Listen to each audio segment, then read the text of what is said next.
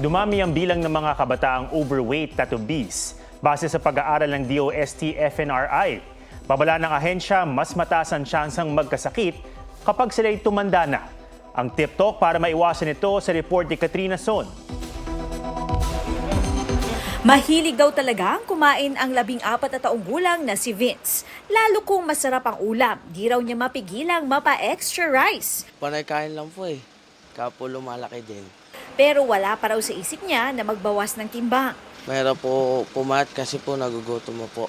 Hindi ko po matiis, hindi kumain. Si Mami Maria naman, nasasaktan daw tuwing nagiging tampulan ng tukso ang 10 taong gulang na anak. Sa eskwelahan po, inaasar daw po siya ng, yan, baboy, taba, ganyan po. Sinasabihan ko lang po siya na huwag ka maapektuhan sa kanila. Ang isipin mo na lang, mataba ka kasi malusog ka. Ang dating maliksi at mahilig sumayaw na si John Lane, Christine Manabas, nadagdagan daw ng 20 pounds ang timbang nang mawala ng physical activities. Biglang shift ng pandemic, wala pong magawa sa bahay. So, parang nasobrang drained po ako noon that time. Sa 2021 Expanded National Nutrition Survey o EENS ng DOST-FNRI, lumabas na dumami ang mga kabataang edad 10 hanggang 19 years old na overweight at obese. Sa naturang pag-aaral, mas mataas daw ang posibilidad ng kalalakihan na maging obese kumpara sa mga babae.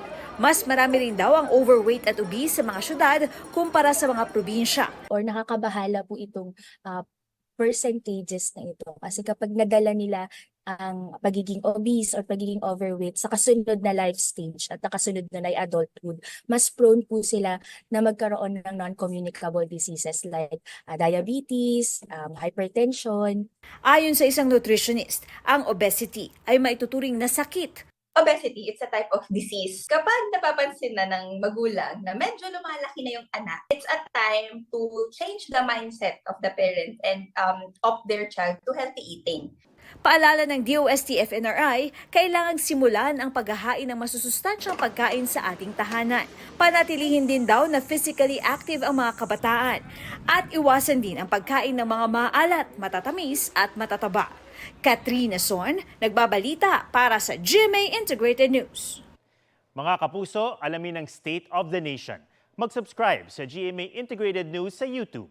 Sa ating mga kapuso abroad, samahan niyo kami sa GMA Pinoy TV at sa www.gmanews.tv.